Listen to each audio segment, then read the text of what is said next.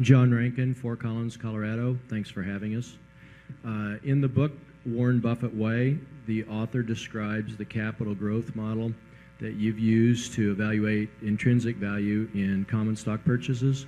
My question is, do you also still use the formula Ben Graham described in The Intelligent Investor that uses evaluating anticipated growth but also book value?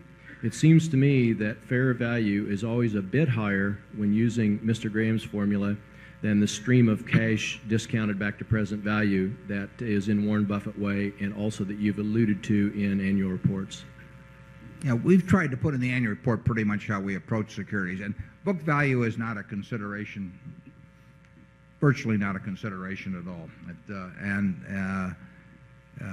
The best businesses, by definition, are going to be businesses that earn very high returns on capital employed over time. So by nature, if we want to own good businesses, we're going to own things that have relatively little capital employed compared to our purchase price.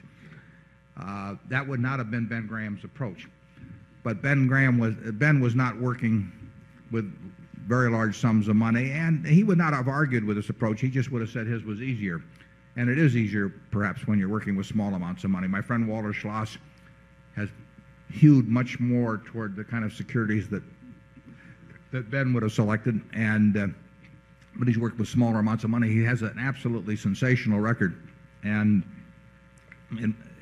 it's not surprising to me at all. I mean, when Walter left Graham, though, I would have expected him to do well.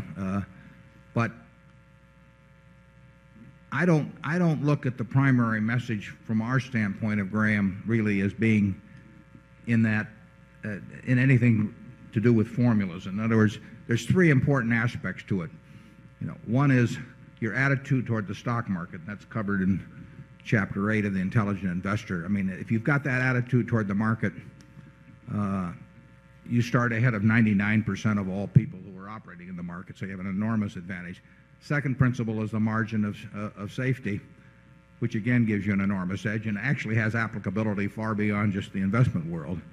And then the third is just looking at stocks as businesses, which gives you an entirely different view than most people that are in the market. And with those three sort of philosophical benchmarks, the exact evaluation technique you use is not really that important, because you're not going to go way off the track, whether you use Walter's approach or Walter Schloss's or mine or whatever. Phil Carre has a slightly different approach, but it's got those three cornerstones to it, I will guarantee. And记得点赞关注哦。